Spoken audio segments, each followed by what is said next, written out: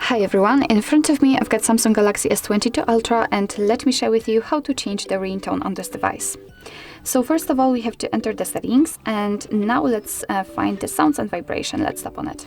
And as you can see in this second section, we've got all of the options connected to the ringtone, the notification sound and system sound. So let me show you how to change it using the ringtone. Let's tap on it. And as you can see, after tapping on it, we've been transferred to the full list of all the fully installed ringtones from which we can choose. So we can of course choose something from this list, but at the very top of the list we've got the silent option, which means that after picking it, your device won't notify you about the incoming calls using the sound, of course. What's more, you can set your custom ringtone just by tapping on this plus icon in the right upper corner.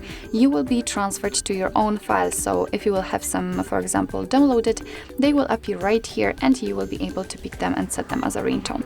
But let me get back to the defaultly installed ones, and all you have to do in order to listen how the particular ringtone sounds is to simply tap on it. Let me volume it down a little bit. As you can see, all you have to do is to simply tap and check if you like it. And if you decide to set a particular ringtone, simply make sure that it is marked and get back.